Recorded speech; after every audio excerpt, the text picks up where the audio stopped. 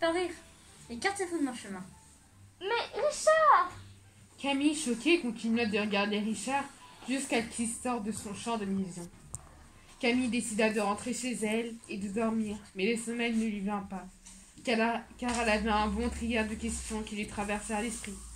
Le lendemain matin, elle se leva, se prépara et se dirigea vers l'université. Après 2 cours, elle fonça dans la salle des profs pour prendre un café, quand subitement, alors qu'elle était toute seule, la porte s'ouvre. Bonjour Richard, vous prenez un arabica? Oui, et bien corsé. Belle soirée, hein.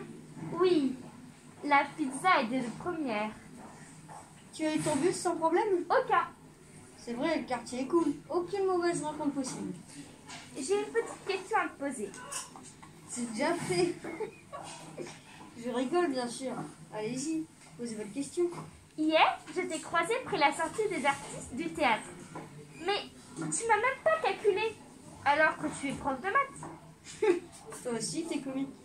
Mais hier soir, après t'avoir quitté, je suis rentrée directement chez moi, car j'avais une partie de Scrabble qui m'attendait avec ma fille adorée, que je n'aurais raté pour rien au monde. Et pour rentrer chez moi, je passe par l'arrière du théâtre. Ce n'est pas ma route. Non, je ne passe pas. Ah bon? Alors, qui ai-je croisé hier soir? Alors ça, je ne sais pas. Tu m'as peut-être confondu avec quelqu'un d'autre. Oui, sûrement. Bon, si l'interrogatoire est terminé, j'y retourne. Merci pour le café. De rien. Et excuse-moi encore. Dans le réfectoire, Camille est assise face à son plateau repas.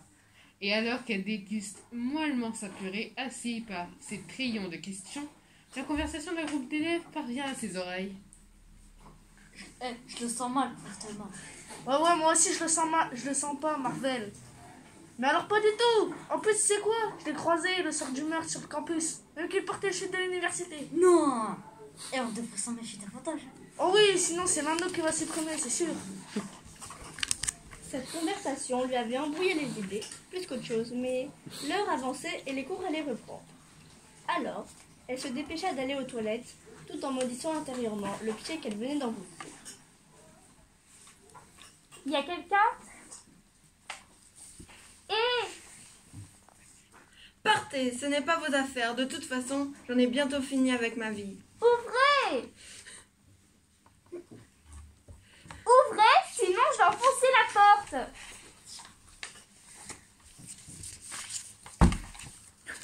Une jeune fille livide est adossée au mur, dans un coin, un rasoir à la main. Camille se dirige doucement vers la jeune fille. Qu'est-ce que tu fais? Va-t'en, de toute façon, t'es comme les autres. Ne fais pas ça. Tu commettras une grave erreur. Donne-moi ce rasoir. Ma vie n'a plus aucun sens. L'étudiant assassiné, c'était mon petit ami. C'est pourquoi je vais le rejoindre. Lâche ce rasoir. Ton petit ami ne voudrait pas que tu suicides. Tu as encore plein de choses à vivre. T'es sûre? Oui, je suis sûre. Tu as raison. C'est bien. Comment tu t'appelles?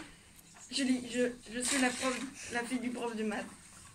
Moi, c'est Camille. Une fois la situation apaisée, Camille emmène Julie à l'infirmerie pour qu'elle puisse se reposer en toute quiétude. Une fois Julie remise entre les mains expertes de l'infirmière, Camille quitte le local pour retrouver sa salle de classe, mais à peine referme-t-elle la porte de l'infirmerie qu'à nouveau le doute l'assaille. Un père possessif et schizophrène. Tu parles tout seul? Oh Richard, tu m'as fait peur. J'ai appris pour Julie. Et je ne pourrai jamais assez te remercier. Je t'en prie. N'importe qui aurait fait la même chose. Puis je t'invite à dîner. C'est la moindre des choses, non? Une deuxième invitation en semaine. Avec grand plaisir. Disons demain 19h? À la pizzeria du théâtre? Non, chez moi. Tiens, voilà l'adresse. Le soir venu, chiquement vêtue, Camille se rend à l'invitation. L'adresse l'amène face à une jolie maison de style victorien, devant laquelle figure un petit jardin garni de tuiles. À peine s'est-elle présentée à la porte, que celle-ci s'ouvre comme par enchantement, pour laisser apparaître Richard qui arbore un sourire sur ses lèvres. Content de te voir. Entre. Julie va te faire visiter la maison. Pendant ce temps, je vais terminer de préparer le repas. Salut Camille. Salut Julie, tu vas bien? Oui, ça va bien, grâce à toi. Bon, je vous laisse. et je file à la cuisine. Alors on va commencer par l'étage, si tu veux bien. Tu verras, on a même une terrasse. Ok. Au cours de la visite, soudain, le regard de Camille se fixe sur une photo. C'est qui sur cette photo? Ah, celle-là, elle est drôle, non? Je te garantis que ce n'est pas un trucage. Elle est authentique. Ton père, hein? Oui, un frère jumeau. À l'époque, ils avaient fait cette photo pour tromper leur petite amie en s'habillant pareil. Et autant que je m'en souvienne, elles n'ont pas du tout apprécié la plaisanterie. Ça a même failli dégénérer. Et comment s'appelle-t-il? Lionel, Où habite-t-il? il est mort. Ah, désolé. C'est pas grave. Alors retrouver ton père. J'ai une faim, loup. Et pas toi? Si, Durant tout le dîner, Camille n'avait qu'une idée en tête, retourner dans la rue de la sortie des artistes du théâtre. Car Camille était convaincue que le jumeau était toujours vivant. De fait, sitôt le repas et les politesses finies, Camille se précipite dans un taxi pour se rendre au théâtre. C'est pas vrai, j'en étais sûre. Arrêtez-vous. Arrêtez-vous tout de suite. Ici, madame.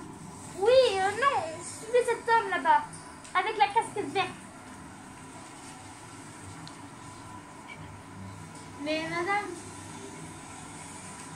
Oui, ne le perdez pas. celui avec le pantalon beige. Police, dépêchez-vous. Ok, chef, mais on va arriver dans les quartiers chauds. On continue. Ok, chef, c'est vous le patron. Attention, il rentre dans un immeuble. 1048 Massachusetts, avenue. Je le tiens. Le lendemain matin, Camille, nantie d'un mandat et de son équipe se rendirent dans l'appartement du jumeau. Lionel Marvel, police. Ouvrez immédiatement. Pas de réponse. Vas-y, Joey. C'est parti, Jack, à toi. Police, personne ne bouge! Y a personne, chef. Parfait, fouillez-moi tout ça. Quel bordel. Allez, Jack, sors ton pied de biche. Et voilà. Regardez-moi ça. Quand on cherche, on trouve un permis conduit au nom de Lionel Marvel et un autre au nom de Richard Marvel, avec la même tête. Chef, regardez ça. Si c'est pas beau, une sacrée dague. Et bien aiguisée en plus. Manque plus que du sang. Bravo, Jacques. T'as trouvé ça où? Bien planqué sous les lettres du parquet entre la cuisine et les toilettes. Un classique. Tout devenait lumineux et Camille commençait à comprendre toute l'histoire. Mais alors que les questions restaient encore sans réponse, soudainement, Lionel se présente à la porte de l'appartement et recule quand il découvre tous les policiers. Camille dégaine alors son arbre et s'avance froidement vers lui. Monsieur Lionel Marvel, vous êtes en état d'arrestation. Vous êtes soupçonné d'avoir tué un jeune étudiant. Veuillez nous suivre. Alors que deux enquêteurs interrogent Lionel, derrière la vitre sans teint, Camille et Richard l'écoutent. J'en reviens pas que mon frère soit encore vivant. Ça va aller? Oui, merci Camille. Mais je ne sais pas pourquoi il a tué ce garçon. On va bientôt le savoir. Arrête de nous mener en bateau et de faire le guignol. Tu vas cracher le morceau. C'est moi qui te le dis, sinon tu cracheras tes dents. Comment se fait-il que nous ayons découvert l'arme du crime chez toi? Je ne sais pas. Ce n'est pas moi qui ai tué ce garçon. C'est mon frère qui a toujours voulu me faire disparaître en m'accusant de tout. Tu sais que tu as de la chance, mon gars, ici, dans cet état. Même si tu es le pire des salopards ou le plus attaqué des dingos, t'auras pas le droit à la chaise électrique, juste à la prison à vie. Alors avoue, parce qu'on sait que c'est toi. Toi, moi qui suis concierge dans un théâtre alors que mon frère est professeur de mathématiques dans l'une des plus grandes universités de ce pays. Lui qui a une fille et pas moi. Lui qui a tout le monde qui regarde. Lui que tout le monde regarde et pas moi. Et moi, j'ai quoi, hein? J'en reviens pas. La haine que ton frère a envers toi et qui le ronge depuis des années lui a fait commettre ce meurtre. Tu veux lui parler? C'est possible. Oui, viens avec moi. Pourquoi t'as fait ça? Quelle surprise de te revoir, frangin. Ça faisait longtemps, au moins depuis l'école. Arrête de faire l'imbécile. Tu te rends compte que tu vas aller en prison? Pourquoi as-tu tué ce jeune homme alors que c'est à moi que t'en voulais? Il était tard, j'étais dans un bar, j'avais bu et là, ce jeune homme est arrivé. On a commencé à discuter, il m'a parlé de ses études. Je lui ai offert plusieurs verres, il m'a tellement vanté de tes mérites de fonceur qu'à la sortie du bar, je l'ai tué. T'es un monstre. T'aurais dû venir me voir et me parler plutôt que commettre un meurtre. T'as raison, barre-toi, fais comme t'as toujours fait. Adieu, frangin d'une vie. Monsieur Lionel Marvel, je vous accuse de meurtre et mon collègue va vous lire vos droits. Jacques, à toi la main. Ok, chef. Monsieur le maire vient de signer. Agent Camille Stone, vous êtes nommé inspecteur de première classe dans la brigade criminelle de la police de Boston, avec effet immédiat.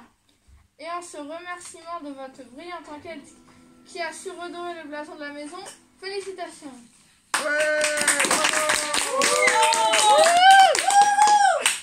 Tu vois, je t'ai toujours dit que la gamine elle irait loin. Mais t'as jamais dit ça. Oh, tais-toi et bois. Ok. Musique.